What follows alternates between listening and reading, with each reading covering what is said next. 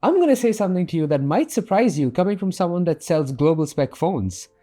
Chinese spec isn't always the wrong choice. In fact, for certain buyers in certain situations, Chinese spec is actually the smarter choice. Better value, more storage options, and better availability. But there are also situations where buying a Chinese spec will give you a phone that doesn't work properly on your network, you're missing features that you paid for, and there's no way to fix it. In this video, I'm going to break down exactly what the difference is, when each one makes sense, and what you need to know before spending £1,000 on either.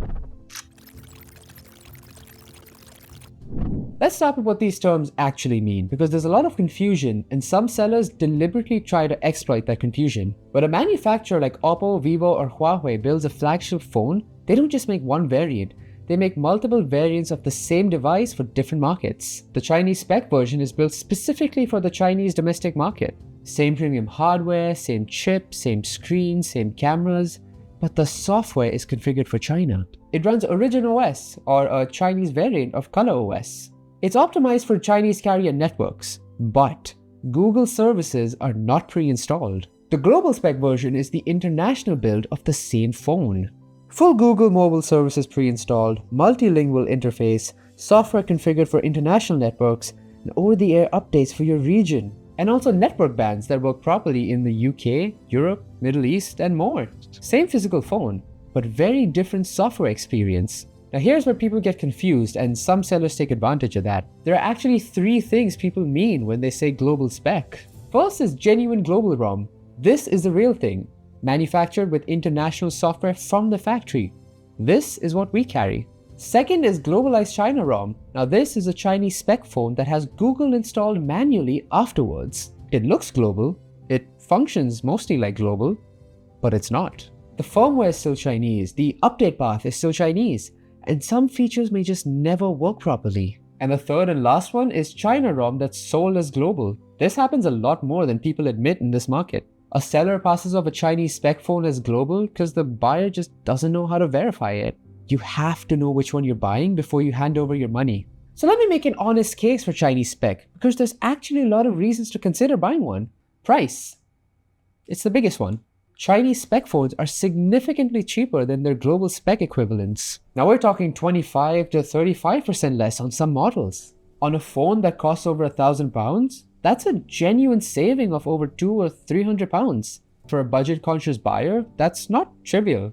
That's real money. Storage variance is another reason. Some phones only exist in certain storage configurations in the Chinese market. Take the 1TB Oppo X9 Ultra for example. If all you want is maximum storage, the Chinese spec version might be your first choice. Global spec versions often top out at 512GB on the first release wave. If storage matters to you more than anything else, Chinese spec actually has a hand over global spec here because it gives you more options.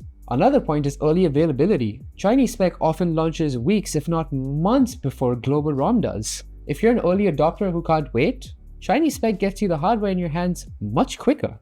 The global version will come, but if you want it now, the Chinese spec version is how you get it now. They have identical hardware, and I really want to be clear about this. They have the same physical hardware. Same Snapdragon chip, same camera, same battery, same screen. You are not getting inferior hardware with Chinese spec. The difference is entirely in the software configuration. And the last point is camera features. Some Chinese ROM versions carry additional AI camera modes and processing options that aren't available on global spec releases due to regional software restrictions. For photography enthusiasts who want every single feature, Chinese spec occasionally wins on pure camera functionality. Now, the honest case, and this is genuinely important for people buying outside of China, Google services. Chinese spec phones do not come with Google pre-installed. For most Western users, this is a significant problem. Gmail, Google Maps, Chrome, the Play Store, none of these are there out of the box. You can install them manually, the process works, but it requires technical comfort and some features never integrate properly. If you're not tech savvy, this is a real barrier. Different countries use different 5G frequency bands. Chinese spec phones are configured for Chinese carrier bands. Global spec phones support a much wider international band range covering UK, European, and Middle Eastern networks properly. In practical terms, a Chinese spec phone in the UK might show 5G, but connect at reduced speeds, or drop to 4G in some areas where the specific network band isn't supported. You've paid for a premium 5G phone, but you don't get the full 5G experience. This isn't theoretical, by the way, it happens, and a software update is not going to fix it. Most Chinese spec variants don't support eSIM. Increasingly, carriers in the UK and Europe are pushing eSIM. Some newer SIM-only plans are eSIM only. If your carrier requires eSIM or you want the flexibility of dual SIM plus eSIM, Chinese spec often doesn't support that. Chinese spec warranty is China only. If something goes wrong with your phone, you're sending it to China. Or you're without warranty entirely. Global spec warranty, depending on where you buy it, can cover you internationally. When you come to sell your phone, Chinese spec devices are much harder to sell in Western markets. A lot of buyers now are increasingly aware of the differences. Your resale value is lower than an equivalent global spec device. So who should actually buy Chinese spec devices, and who should buy global? Buy Chinese spec if you're tech savvy and you can manually install Google services. You specifically need 1 TB of storage and no global option exists yet. You want the phone now and don't want to wait for the global ROM.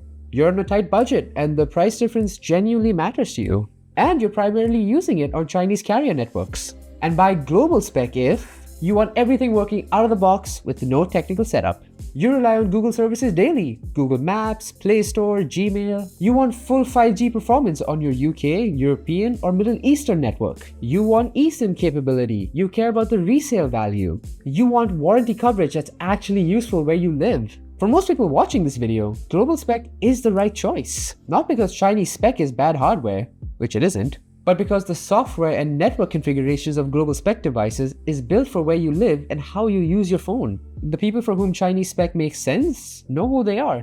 And if you're unsure, global spec devices are the safer options every time. The gray area in this market, and there is a gray area, is the globalized China ROM. Phones that have had Google manually installed and are being sold as global spec.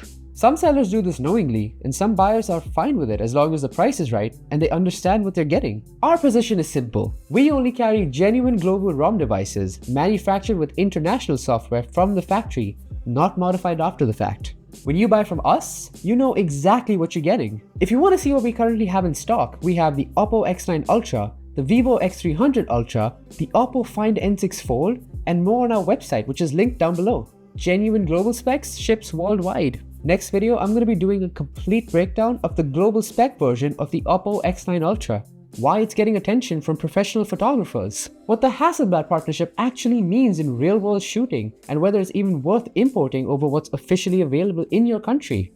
Subscribe if you don't want to miss it, and drop a comment if there's a specific phone you want me to cover. Till then, I'll see you guys later.